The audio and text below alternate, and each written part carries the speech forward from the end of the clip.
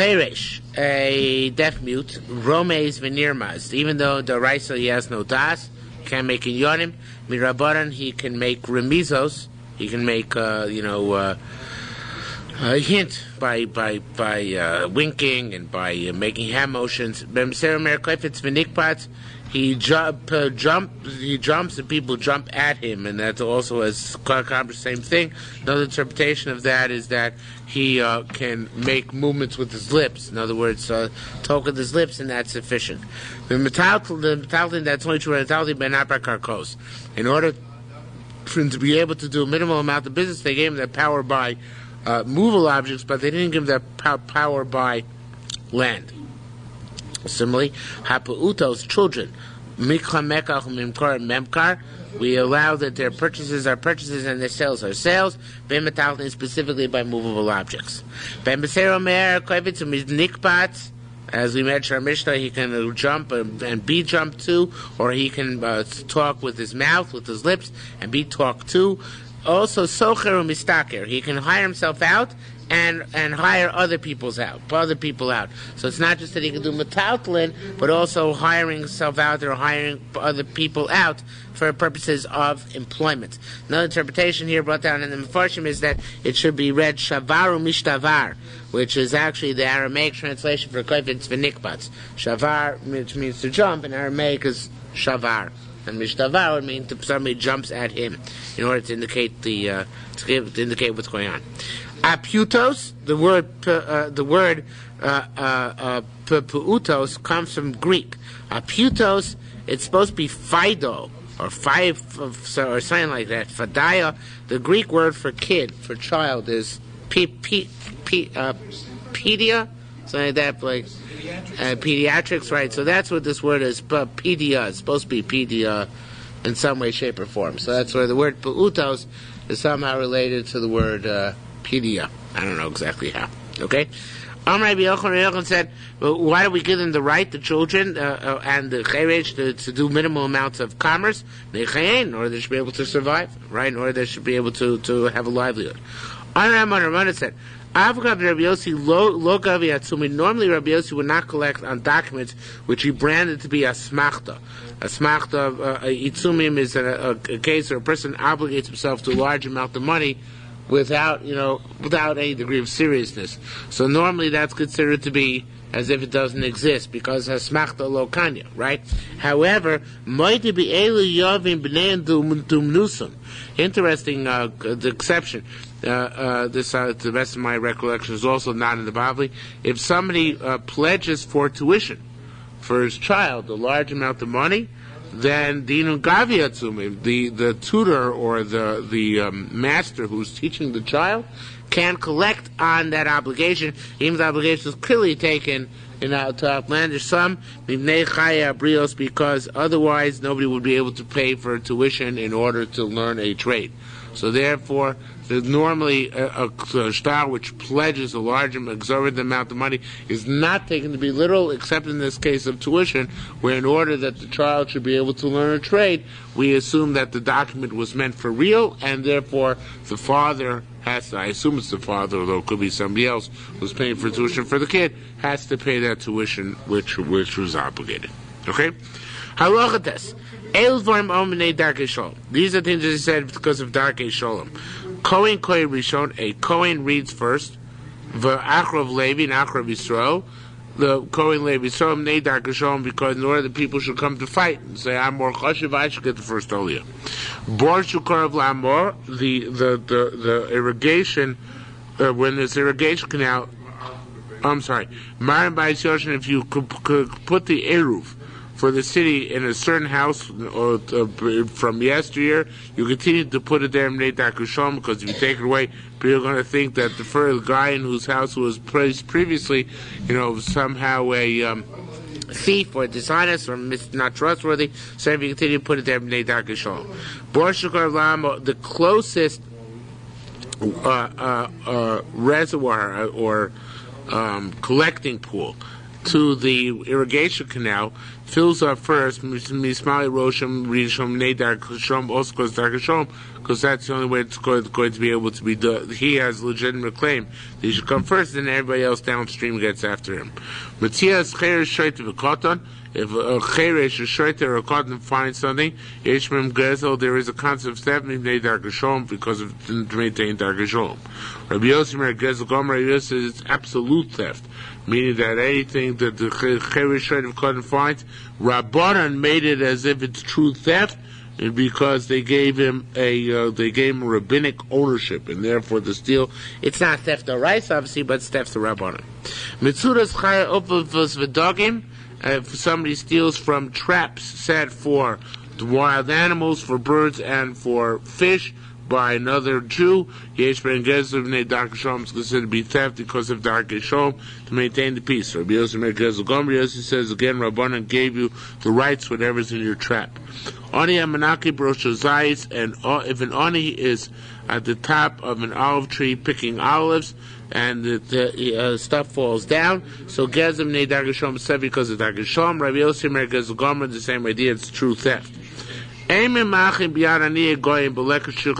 not prevent poor goyim from collecting leket shilcha and pay in our fields, even though it's primarily intended for Jews, because of the pathways of peace. Right, keeping the peace, pathways of peace. Right, all its ways are passive pleasantness, and it's and a peace. It seems that Rabbi Shimon Yochai holds that a Kohen gets the first aliyah midaraisa. The time of Rabbi Shimon Yochai, we learn from the house of Rabbi Shimon Yochai, V'chto Moshe es haTorah azos v'yitno el haKohanim b'nei Levi. Moshe wrote the Torah and gave it to the Kohanim, the b'nei Levi. V'achaka calls it Knei Yisrael, so it's Kohanim, who are the children of Levi, that alludes to Levi, and then only after it's all of Am Yisrael, so therefore he holds that a Kohen gets the first aliyah, de'oraisa, because in every imparted Torah, the Torah goes first to the Kohanim. Milzid Rabbi Shua ben Levi, however, says, Shumi Divreim.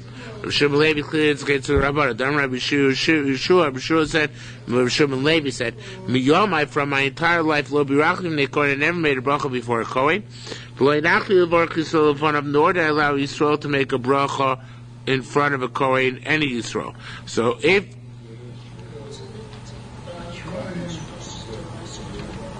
it was Doraisa, so you couldn't take any credit for not having allowed it. It's a big deal. Well, you get a Yashkoyach because you didn't transgress an Aveira, so it must be that it's the Rabbanan. If it's the Rabbanan, then Rabbi Shimon Levi has the right to, argue or undermine it under certain extenuating circumstances. So it comes to him a Yashkoyach that he never took advantage of extenuating circumstances. He always let the Kohen go first. I think Rabbi Shimon Levi is actually a Levi himself. Says the Gemara, Milsa Rabbi Chanina. Also, the words of Chanina also connote Omer Shumi Divrei. Dam Rabbi Chanina said, now I don't recall this halacha from the Bavli either. I think it's unique here to Yerushalmi. Ir Shekula Kohanim. If you have a city which is completely Kohanim. So then, who gets first aliyah in the city? So Yisrael Kari Rishon. Yisrael gets the first aliyah in the city. Right? Mimnei Dar Kishon, because Dar Kishon. Now, if it's going to say it's the Raisa, so then a Kohen's got to get first no matter what. If you say it's Rabbanan, it's just in order to keep peace, so therefore, in this case, how would you keep the peace? By always giving the Yisrael the first aliyah, right? Rabbi Yachi, now he gets sidetracked. Rabbi Yachi, Rabbi Tanu, L'chiyah B'Shem Misim Lo, he said, Irsha Kula Kohanim, if the city is entirely Kohanim, Kula knows his Karpeim, they all duchen. U'lemiyim Mevorachim, who are they blessing? L'achim Shabbatzafon L'Shabbadorim. They're brothers on the north and on the south. Well, if that's the case, Miyonin Achareim. Not their brothers, Miyonin Achareim, who responds to them, Amen, Hanoshim Aktanim. The children, the women and children. And I don't say why we couldn't just say they're blessing the women and children. I don't know why we have to say they're blessing their brothers in the south. What do you want to say? I'm just intrigued. The Kohanim are facing west. Right. You're extending the bracha to the people who are to the north, to the right, and then to the left. There's some kind of configuration. Either there's a configuration in the shoulder that is unusual. Why north and south? They're facing west. That's a good point. Yeah, how do they go? Do they sway when they give the bracha? North and south. So maybe that's it. That north. The question is why they sway north and south. There's nobody to the north, nobody to the south. The entire city is in shul, all the kohanim. So the noshim ktanim are in front of them. It must be that the question is why do they sway north and south? So it's the brothers in north and south out of town that they're coming to give a bracha to. You don't like that much, right? I don't like it either. But amen. I don't know exactly what's going on. So noshim avodim. And Chor should be the ones that bracha, and why we close here, and we'll also should be focusing on who's in front. Barbanesa also has problems too. He doesn't know what to say. Yeah, well, that's obvious. It's about them, isn't it? It's obvious about people outside of shul, right? See, if there's a din of the CS Kapayim. Oh, but they're only kohanim in shul. It doesn't have to be anybody present. Just the din to perform. The Gemara concedes that. I guess it's like this. The Gemara says initially who they. Yeah, I don't know why it's Sofan and Durham still. You're right. Sofan and Durham is still a problem. But initially the Gemara is saying that they blessing the people who are not in shul. But then we're saying that they need somebody to answer Amen, and then we produce a Noshim and Kdanim at that point. Okay, so we prefer that they gave it to people to the brethren north and south. When that didn't work, then we come up with the Noshim Ktanim. This implies that the Noshim Ktanim don't count. But it implies that initially they weren't in shul. They usually didn't come to shul. There was no Ezras Noshim in the old days. Then when we were stuck with the question of who's answering Amen to them, so then we brought in Noshim Ktanim. So it'd be like they'd make a special trip to shul in order to answer to the bracha. Yeah, I don't know if he'd write about this. You think so? You think so? It's a go buy me a Diet Coke, please. Okay? What? It's all flat. Guys, if they don't have, they don't have. So says, come on. Yeah? Do you want to say something? No, what's with the Korbaneda? Says me over Achreya. What else would they answer? I don't know what Korbaneda is doing that, but he's not a Rishon, so I don't have not responsible for that. But you're right. I don't know what he's doing on Achreya. Maybe it means when they say Chaim say Yevarecha, somebody should say Yevarecha. I don't know exactly what it means. Anyway. Be that as it may. Tanya Abai Bar Binyamin, this we all know, is very famous. Am Oimid Achrei HaKohanim,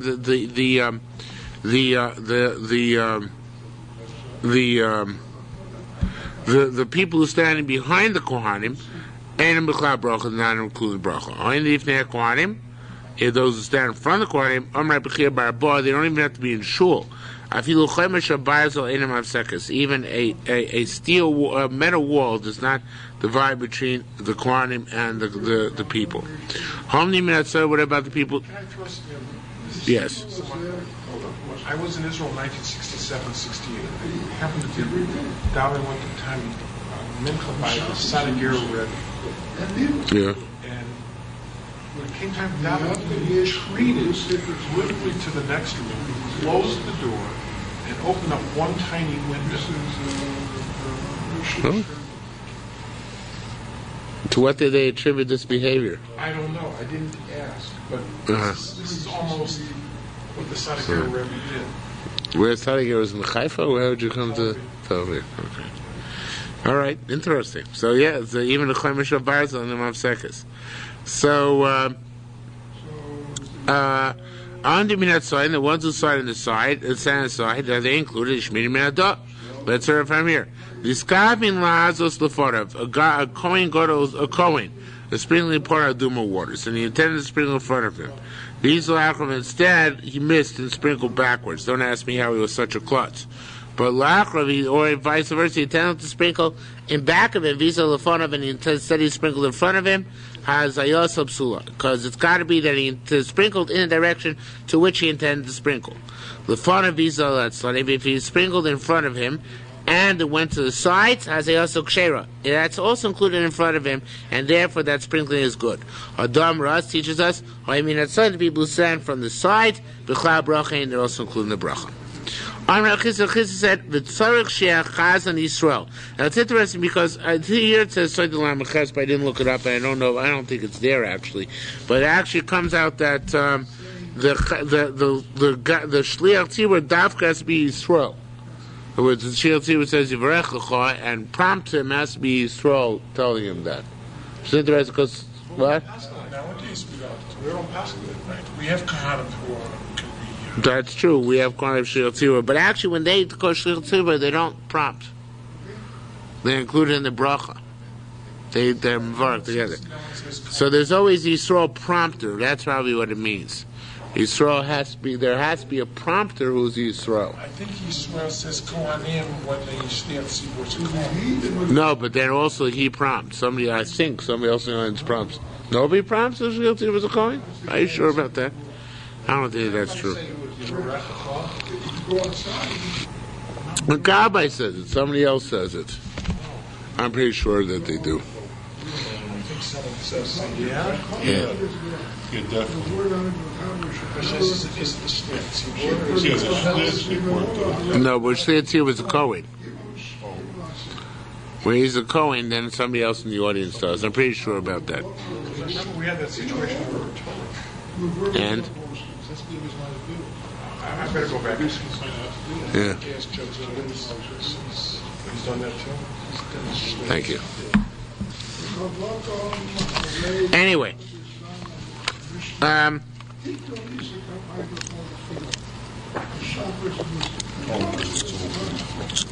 Amr Chizah said, "Imaya Kohen Echad Omer Kohen." If there's one Kohen, you say Kohen. L'shnayim Omer Kohanim. If there are two Kohanim, you say Kohanim. Rav Huna Marfiu L'Echad Omer Kohanim. Even now, this is also not in the Yerushalmi, in the Bavli. You know, I really want to tell Mr. Abraham. Yeah. What? Mr. Roman, I want to tell you interesting Yerushalmi, if you don't mind. Yerushalmi is learning right now. Wait a minute. What? What did you say? Tell me good Yerushalmi. It says here in the Yerushalmi, it says, if there are two Kohen, Omer Kismayo Kohen Echad, if there's one Kohen, Omer Kohen. The Shnayim, right? You must like that. I'll tell you what the Yerushalmi says. Yeah. I know that, so I'm telling you. Okay. The Shnayim, there are two Kohanim, Yeah. Omer Kohanim. Okay. Rav Huna Omer, Afilu Le'echad, even though there's only one Kohen, Omer Kohanim. Why? She'eno Kori El Shede. Because he's not talking to this individual Kohen, he's talking to the entire tribe of Kohanim. Why is he talking to the entire tribe of Kohanim? Shalom Tomer, you shouldn't say, the audience shouldn't say, this guy's going to give me a bracha? He's ploying with Gala Arayas, with Shayfech Dovim, this guy, You don't have to go on. this guy, the Shayfech Dovim Gala Arayas, so that's why they say Kohanim, that's not just his bracha, but the bracha given on the entire Shayfech. Amazing Yerushalmi, right? Amazing. We're going to pass it like it. Okay. Where's your shaman? Give Parakeh Aloha test. So that's it is he's right. We don't do this, but when there's only one Kohen present, we don't say anything. We don't say anything. There are two Kohen present, then we say Kohanim. There's only one Kohen present, we don't say anything. So the coin just starts making the bracha? Starts making the bracha, right? But again, that's Yerushalmi argues. When we get to Sota in the Bavli, that's where the sugi is in the Bavli, not in Gittin. But when we get to Sota in the Bavli, that's where we'll see it. It says, but it's fascinating, right? It struck me like the Catholic Church. This is always a big issue in the medieval Catholic Church, that all the priests were always, fooling around. They were licentious, and they were money grubbers. So there was a lot of the heresies against the Catholic Church were when the lay people and the intellectuals said, these priests are worthless, they're not doing anything for us. So the Catholic Church had to brand that a heresy and say, no, the ordination of a priest as a priest gives him the rights of a priest regardless of his personal character, because he represents the church and not himself. So you have the Elf Halfi Avdos, of course, we're saying a similar thing about the Kohanim. They got it from us, obviously. He's still a Kohen, right? It might be a Gal, a Raya, Shrev, he's still a Kohen. That's not him giving the bracha, right? But that's it says, Shlotam Ishpanim Megala Arayas, Shaitam Humvarcheni, Amra Kodesh Baruch says, Umim Varchecha, who's blessing you? Not him. Loanim Varchecha, is it not me who's making me the bracha? Shema says, V'sham Samu Shmi al Bnei Yisrael, so put my name on Bnei Yisrael, V'adiyah Varchem, and I will bless them. Okay? It's just like our president. Maybe I'm wrong, but maybe there's a difference. Remember, we have the Yerushalmi about should look at the Kohanim because why should you like to look at the Kohanim? Yeah. Is the Shekhinah present, or it's because their hands may be distracted? If you say their hands are distracted, The Yerushalmi says because their hands are distracting. right, then really the bracha is coming from the Kohen. Whereas if you say the Shekhinah is present, then you can say that the bracha is coming. But then Yerushalmi is inconsistent. So how about in your mind? Okay. Okay, it's interesting too, so. Okay, so then it says that's that for that. Says more further. I'm you put the Erev into the house where you did it in the yesteryear. You don't change. Rabbi says, so where the same guy's living there all these years, because then if you take it away from him, pull it away from him, people are going to think they no longer trust him. But if it's a new guy living in the house, even though it's the house where it always went, so then you don't have to keep the Eruv there. It's no dark Shalom issue, because people are not going to start saying Lashon Hara about it. Next case in Mishnah was Bora Korav La'amo, the storage pit or cistern. That's the best word. Cistern, which is closest to the irrigation canal, gets filled up. First we saw Rishon. Vushatei Amas Hamayim Overes Hagabov. That's only if the irrigation canal passes over it, meaning that it gets filled up automatically. So of course he doesn't have to dam up his cistern until it gets full. That's the Darkei Shalom issue. Shmuel says even if it's on the side of the irrigation canal and he has to dam up the canal in order to divert the water into his cistern, nonetheless he has first dibs on doing that. Okay? Tam and Armin and Bavel, they said, however, there's a guy further downstream, but his cistern is more easily filled up. Kadim lay the Karif, he gets before a guy who's further upstream, because the Mishnah has difficulty diverting the water to his irrigation canal, to the cistern. So it's always the matter of priority is always what's going to, you put the ones who have the most capacity to fill up most easily first, and the ones who have lesser capacity further down the line. So it always is, then that's how you keep Darkei Shalom, because that way the people who have an easy time don't get impatient, and the people who have a hard time know that they're going to have a hard time anyway, and that way everybody's happier. Says the Gemara,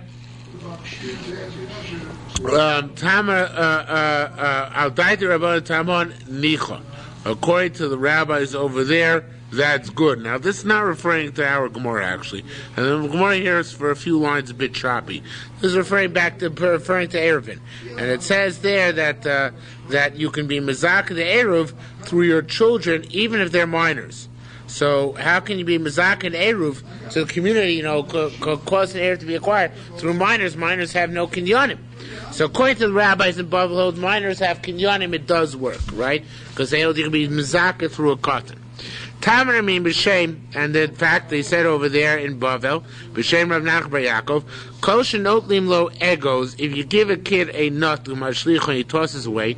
Tzror, if you give the same kid a stone, v'not lo, he keeps it.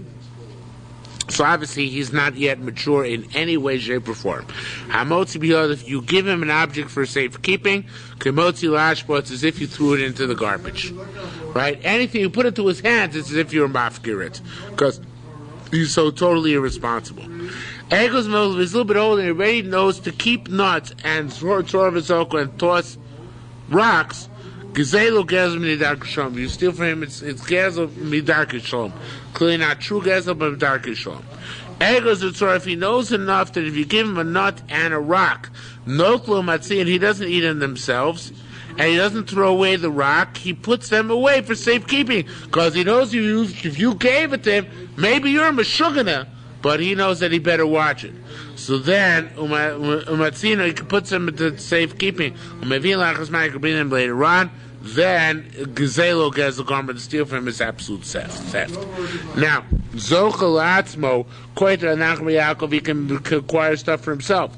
Avlo not for others. Ravuna said, kishem so zochel atzmo, just like he can be zochel for himself, kach zochel achem, so too it can be zochel for other individuals as well. Hakomodim, nevertheless, everybody concedes.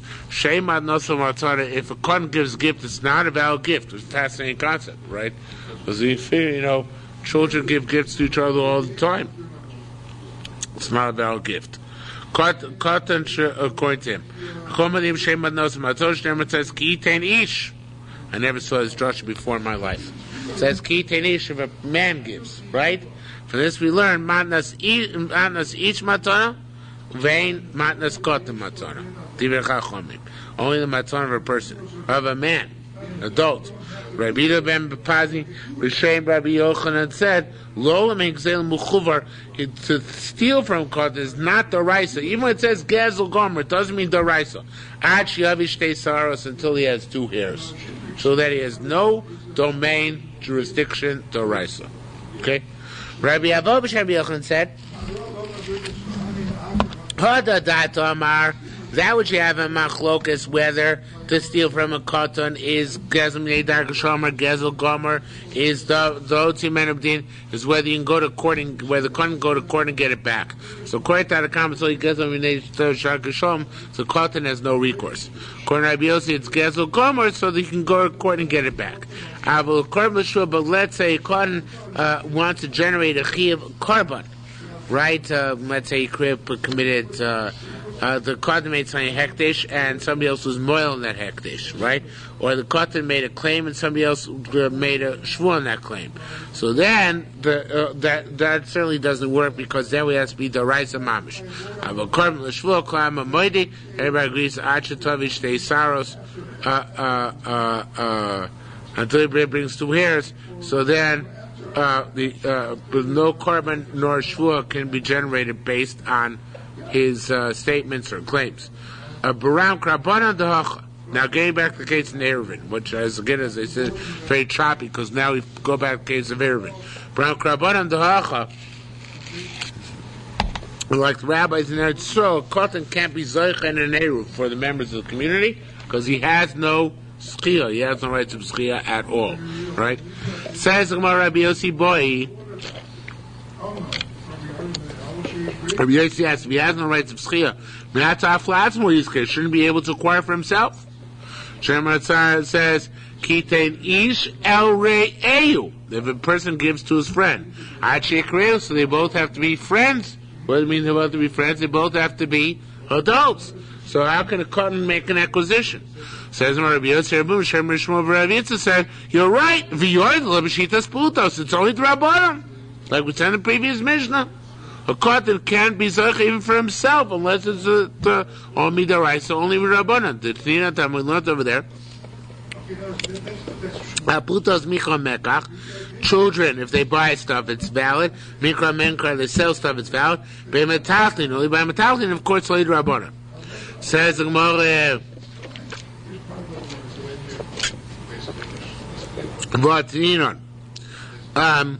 it says over there, Tamon, you can't be Uzaych there, Loy de Bnobito Ktan, not by your minor children, Loy de Avdo Shichosa Knanim, nor by your Evan and Shivcho who are Knanim, Neshiota, because you share the same domain, the same jurisdiction. Rabbanon, okay, sorry, Armin. So it says here, you can't be mezakeh.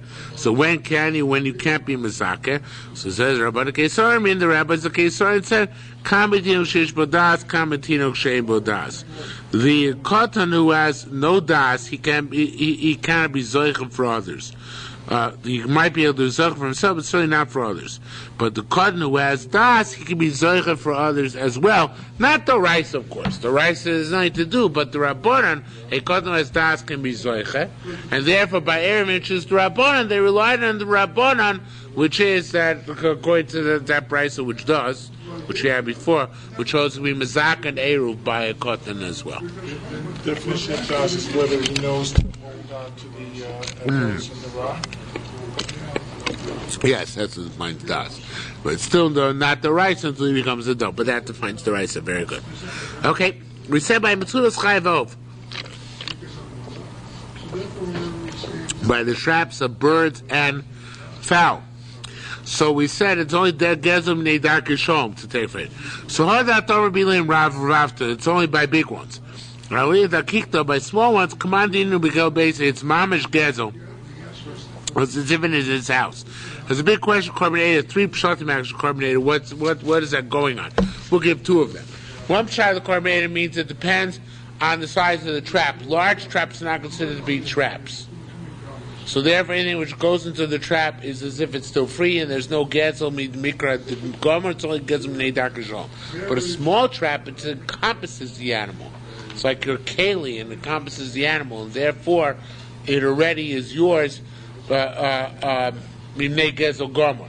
You know, in the old days when they used to put traps in forests, used to put like huge nets across miles and miles of forest, in order to catch stuff in the net somewhere it's getting entangled along the way. So then a big net, that's not really your stuff which is in that net, right? But if it's a small trap, then that trap can capture, the entire animal. So in that case, we'd say the animal's already yours, okay? The Carbonator gives a different shot, which I like even better, which is that it depends on the size of the animal. Large animals are not considered captured by you, because until you subdue them, they're not captured. But small animals, once they're in your trap, they're considered captured by you, and therefore, by large animals, there's only gezam neidar kishom, because of the manner of peace. But by small animals, it's gezel gomor, okay? Because you're crashing quite. The Cormier gives a third shot, which I forgot. Says more further, so that'll do. Says the more. First shot was yeah, it's true, because a large trap, it's considered to be still staying on Shabbos. A very good point. Says more.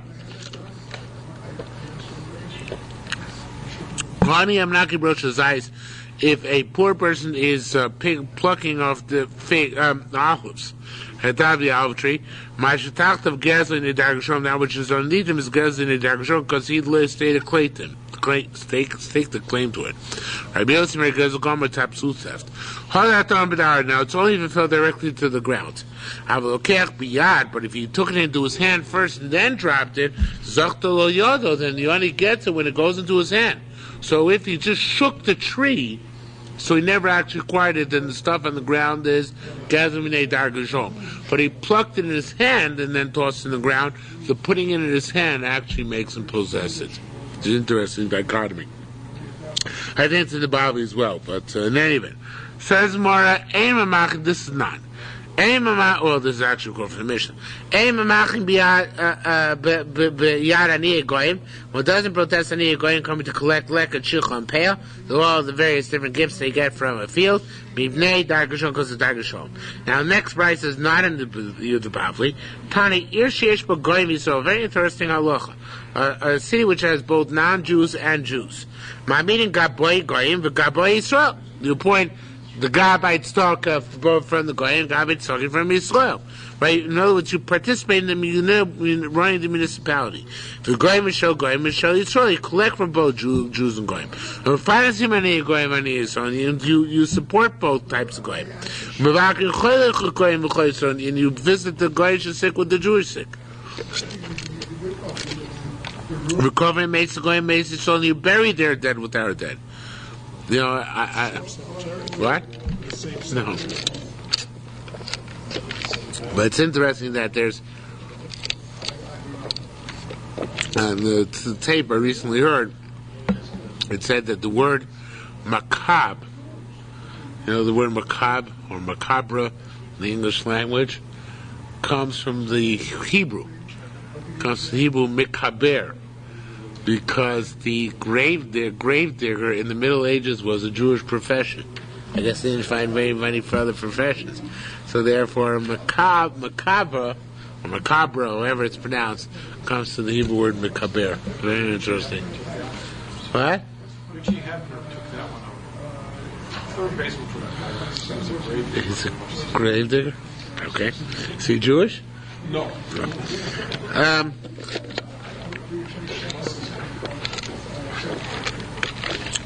Says Mare, so you visit, we did it. Okay, Koive? Nachmi Avei Goyev Avei Yisrael Menachem over both. Mechabs and Clay Goyim Clay Yisrael, and you do laundry for both. Not sure. I forget. Somebody points out what the chiddush is. It's not what's the chiddush? You can do laundry. I don't know exactly what it is, but there's another girsa here which is machnisim. That if you find Avedis, you give back their Avedis as well. Girdoy Shel Rabbi Ami. Girdoy, which is I think is a weaver, but here the Korbanei says a person from the place called Girda. Asked Rabbi Ami, he asked him, can I do trade, commerce with Goyim on the day of their holiday or their party because of Darkei Shalom? Mao. The Savra Lisha Mishla Minato Minei Darkei Shalom. It taught me Mata because Darkei Shalom. Only Rabbi Abba said, Tani Rabbi Chia, and Chia said, Yom Misha Shel Goyim Oser. And the days in the Misha you can't do commerce then. Why? Because they're going to go to the Avodah Zorah and they're going to thank the Avodah Zorah for having bribed them with this Jewish money and therefore, or these Jewish products, and therefore it's awesome. 3 days. What? Says, 3 days before. Well, we don't know what the Yerushalmi doesn't have Avodah Zorah yet, do we? I don't know. Well, I'm not sure what it's going to say. You're right. The Gemara Avodah Zarah says 3 days before. But the Koran Avodah Zarah is probably not taking into account Darkei Shalom. Probably here because of Darkei Shalom, and they're going to suspect you, then you can do it even closer. I'm guessing. But you're asking a good question. I can't even think of it. So Naaman, Rabbi Yabba said, Imoli Rabbi Yabba, not Rabbi Yabba, was raising this point. Fayinu boy lahacha avodah zarah shalem would have permitted doing for sustaining, encouraging the avodah zarah. Ubaruch shivlonim, thank God we found our nick of time that we shouldn't be doing that. Okay. Mashal tishu chaverta, a woman could lend to a friend hakashuda hashvis, even though that friend is suspect to transgress shmita. Nafa a kvar rechaim. Nafa are 2 types of sieves. Rechaim is a mill, the tanor, and an oven. But even though she can loan her the kelim, avolot avor, she cannot sift, lo titchan, or grind anymore. She can't give her any help, right? Similarly, Eishes Chaver, the wife of a Talmid Chacham, who keeps Ketum and Tara, Mashel Eishes Hamoritz can loan to the wife in Hamoritz, Nap or Kvara, 2 types of sieves, and she can also work with her. Boreres, she can sift, Betochenes, and grind, Mrakeres. It's also sift, here sifting after you sift it. Boreres means to take out the refuse. Ima, Aval, Bishatati Mayim. But since it's a tumatarish, once there's water involved, then she can't touch it anymore. You cannot sustain those people who transgress Haverus. All these things are ever stated only because of Darkei Shalom. They go in b'shvis, and one can, give chizuk to goyim working in shmita, v'lo yidei Yisrael, but not the Jews. V'sholim b'shlomim nei Darkei Shalom. You can inquire after the health of Jews who are working during Shemitah because of Darkei Shalom. Even though you can't give them a chizuk, but you can inquire as their well-being. Rabbi Zia boy kumi Raimon. Rabbi Zia asked for Raimon. Masdisa b'stam. It sounds our Mishnah where nobody indicated what the came were being varied for. Perushalo, but if it's explicit that the came were going to be used for forbidden use of perishvis, and l'chora it's also. He said, "Mistama love perushu." So Rabbi Yibana said, and let's say you didn't specify it. Isn't saying it was specifying? So ever what's in it? It's either both or mutter, both or also, whether you specified or not. They said no. I say if they didn't specify, albeit it's outlandish, but it can be done the kap's chus. Napa, the one sieve, lisbor bamos to count money. Kivara, the other type of sieve, lichbor bos achol to sift out sand. Rechaim litchomot samanim, the herbs to grind the samanim for whatever for the mill to grind herbs, but not the herbs of Shemitah, just down whatever herbs they're grinding.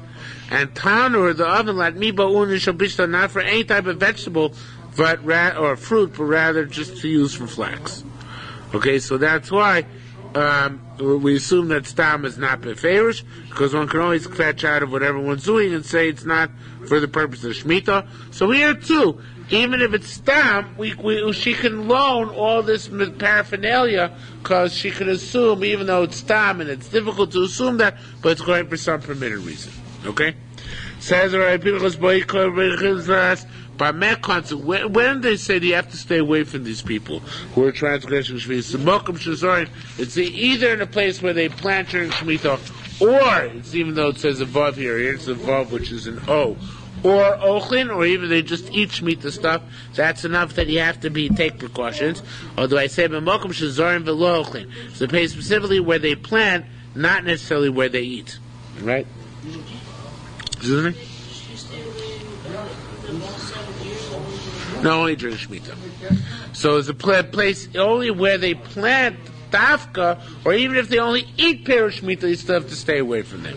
Where Chazal make this distinction? And what is the distinction? You see that they bought from Arab merchants. If you're going to say either a place where they eat or they plant, or they plant or they eat, so also maybe the Arab is bringing Jewish fruit to market, right? Maybe it's Arab fruit, which according to some poskim is mutter.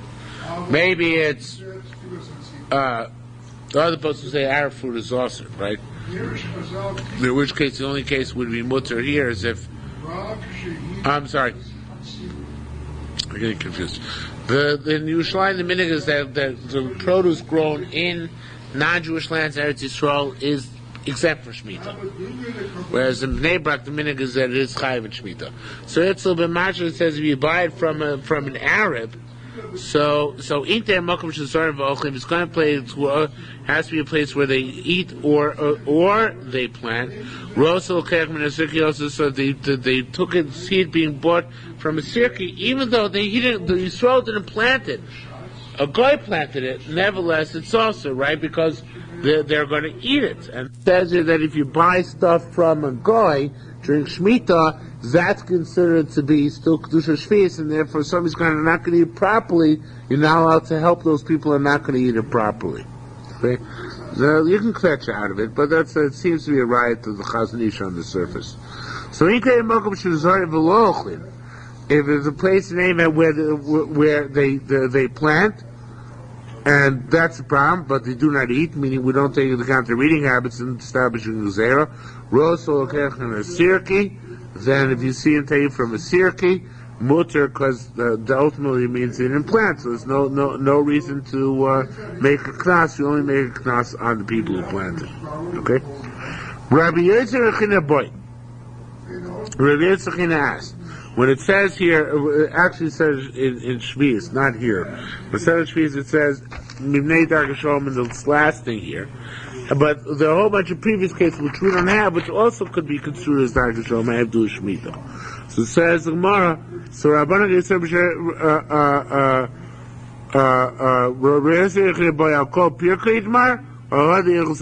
on all the entire predicated there in Shemitah and Darkashom. And Shvius HaRishon, or just this last halacha. So says Rabbanan Keisorin B'Shem Yehuda ben Titam said, Minmad lo tirim b'gittin elo hada. Since the Gittin where it mentioned that we only mentioned the last mission of that parak in Shemitah, in Shvius. So it must be that Hilchos hada amara al hada Hilchos itmar. I read it wrong. Going back on it. Mad lo tirim b'gittin elo hada. That line, that period, the end line is what drew me off. El hada hilchasa, because that period's mistaken. Adamra hada hilchasa might only on this last halachas dark and sholem apply. All the rest of other reasons. Again, they're in Shvius, they're not here tonight. So it says hilchasa halacha. Tamati, we learned over there. Nachtum Chosa Betuma, a baker, bakes tamei bread.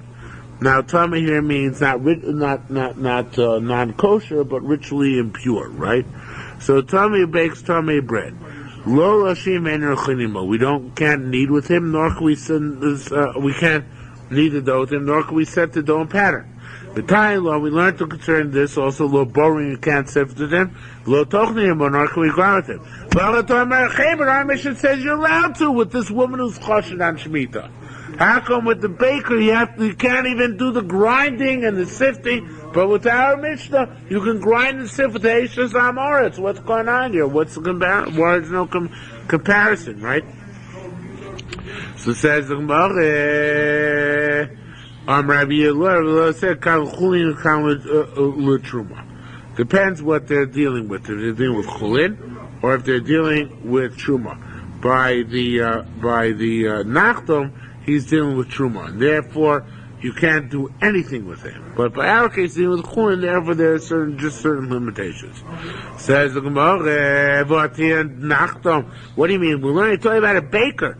He's made my nachtom with truma. Where does the baker have truma from? The truma is already taken from the silo. There's no truma, it's just the bakery. So it says the Gemara, I give a much more posh answer.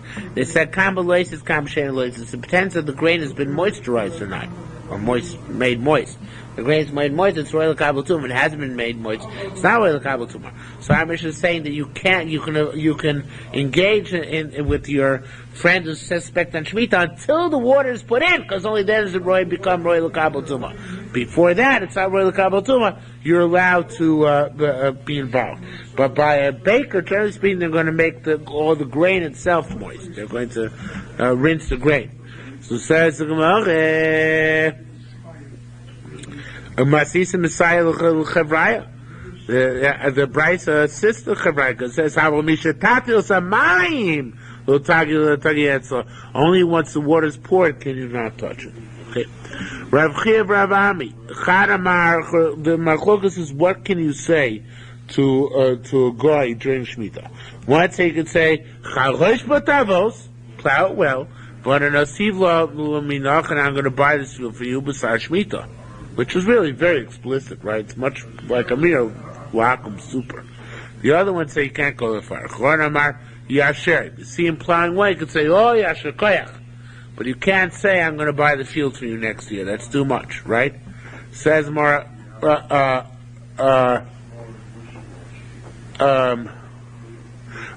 mar chorosh potabos, vanasivloch nasivla minach. So the guy says you could say the guy plowed well and I'll take it if you have to Shemitah. So Mashlim B'Shloman, and it says Koshken, if you can say that, you can be Shoel B'Shloman. Mashlim B'Shloman, what does it mean that you can inquire after their welfare? You can say Ayasher, which is saying things Yasher Koyach, which is basically a notch below gratitude. He says, you can say, the max you say the goy is Yasher Koyach. Maslim B'Shlom, what's the Sholim B'Shlom, that you can give it to them? Shel Yisrael. Yeah, say, like you say to Yisrael, Shalom Aleichem. We have this back himself for Shvius. And you say to the guy, Shalom Aleichem, even though he's a goy. So that's the Sholim B'Shlom according to him. He holds that the thing, you can give him chizuk by saying Yasher Koyach outright. And you can even obviously you can say Shalom Aleichem. The other man Domer holds even a notch further. You can give a chizuk outright, and obviously you can say Yasher Koyach. Okay? So, right. But it's interesting, it says specifically, B'Lashonim Shal Yisrael. Dilma, Samaisa. You had this in the Shmias as well. They passed a Jew plowing during Shemitah. He said Yasher Koyach to him. Very strange, right? I understand. Locate Ilfan Rebbe. Teacher teaches V'lo Amro because Hashem Aleichem. The passers-by should not say the bracha of God be upon you. And it says earlier in the apostle, Al Gabe Chorshu Chorshim. When on my back the plowers plowed, you don't give him a Yasher Koyach. This Jew is being Mechal Shemitah. How can you say Yasher Koyach to him? What kind of business is this, right? So it says, Amalei, so he said, he gave him a withering response. He said, woo, you know how to read psukim. But you don't know how to expound them. He said, that pasuk in the Tehillim is not taken literally. It says that the passers-by did not say, these are the goyim which are eradicated from the world. They didn't say the Jews made the bracha of God be upon you. It says by Avraham Avinu that we're supposed to be nivrachu b'chol kamish b'chos adama, right? But we didn't achieve this bracha. So as a result, so Hashem responds, Ma'aseh Omri. I'm sorry. Yisrael responds. Ma'aseh Omrim lohem. What does Yisrael say to them? Beirachnu itchem b'shem Hashem. We blessed with you the name of God. Meaning lo dayachem. It's not enough shekol brachot shabos all the brothers come to the world with chuseinu bos. They all come in our merit. But ein atem omri alana bo thumina brachos eilolu. You don't tell us, come and engage in our brachos, right? With the gashmis you got it all comes because of us, but you don't allow us to use it. Well, no, and not that elishatem megaldim aleinu. You roll upon us payosim, lotteries, zimunios, and invitations to judgment, golios, and head tax, and arnonios, real estate tax. In other words, not only is there ingratitude, but there are fines imposed as well, which is a big chutzpah on your part. So name it. So he learns that whole pasuk is talking about the conversation between the Goyim and the Jews. But you can even tell a Jew is working during Shemitah, Yasher Koyach. It doesn't seem to encourage the Jew that he can do more, or he's given him like the enter in his mind. To do, yeah, obviously not. Obviously it's just giving a chizuk as a human being. Yasher Koyach, obviously, according to this Gemara, is not the same thing as chazak ve'amat, go be strong. It's a chiddush, but that was the Gemara saying. So what if you see someone being the Chal Shabbos, so you don't see even Yasher Koyach to him? Right, that's true. But, I'm not sure if that's true, actually. Probably, but that would still be the rice and more severe than Shemitah. So I'm not sure about that. But in any event, here, because the guy's involved with physical backbreaking labor, we want to give him a chizuk so it's not his plight is not as bad. That's what it is. Anyway, so that's what, so it's not condoning his avera, but like saying, well, you should find support in your whatever. I'm not sure if I'm right about that. Anyway, says the mission further. Somebody says, new parak. Somebody says, Yiskabo gets elishti, or Lech gets elishti. Guy says, accept this get from my wife, or bring this get to my wife. If he wants to renege on a deal, he can't, because when is the point of divorce in that case? When the wife receives the get, so until they can renege. However, a woman said to a shliach, except for me, my get.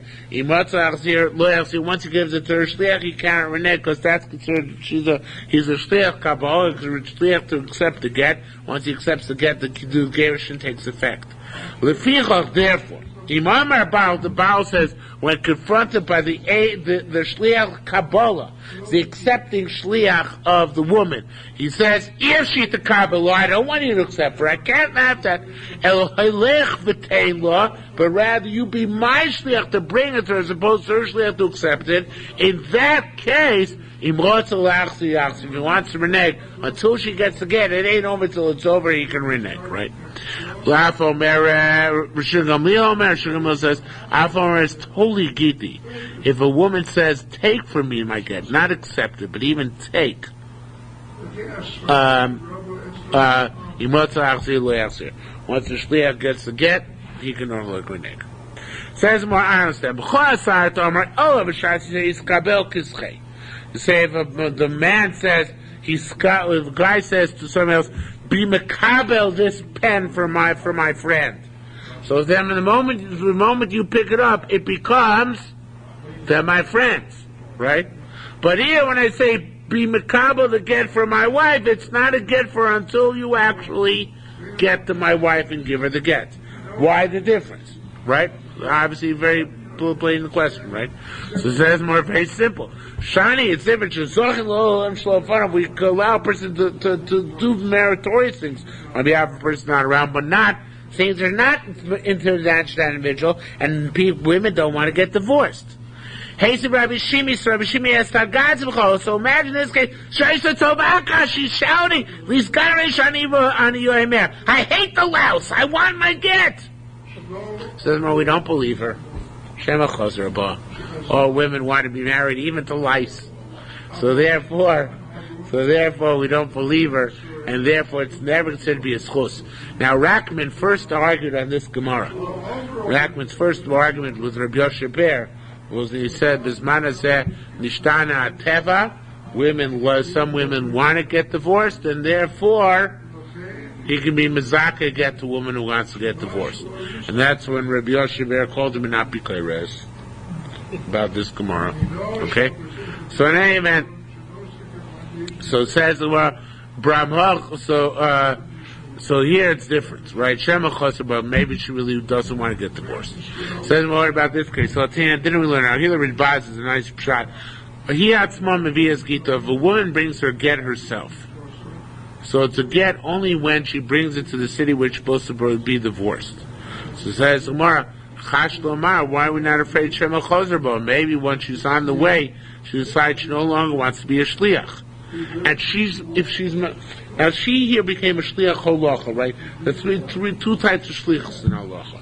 Shliach holacha, shliach kabbalah. Shliach to bring the get on behalf of the husband, shliach to accept the get on the part of the wife. Normally, once she gets a get, she's divorced, however, right? But she herself can serve as a shliach. Shliach for herself? Well, that makes very little sense, right? But she can serve as a shliach for him. That's what he says to her, I want you to be divorced only when you get to New York. So the whole time she's bringing the get to New York, she's his shliach. So if you're going to say a woman might renege, so any woman who's bringing her own get to a certain city should never be believed to say that she's truly divorced. Because maybe when she was a shliach lo-halacha, someone decided, I'd like him, I want to stay married to him. And at that point she would have canceled her own shlichus. So we should say that get is potentially no good. So that's well, basically she ruined it tonight. It's not really get out tonight. It's a get b'shlichus. So she ruined the shlichus. The is the get doesn't take place. Right. No. Oh, yeah. Right. But it's impediment on the get. That's right. So the name it says more. It says more. Taman hi chava. It's different.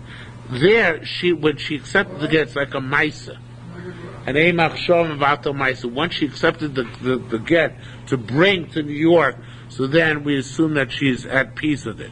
But when she doesn't have to yet accept the get, we don't say that. And in that case, we assume it's negative for her, and therefore always afraid that she might renege on the deal. And that's why even the husband said he's skabel for her, being mizakeh for her, we can't do it because it might not be meritorious for her. Okay, we'll stop here for this evening.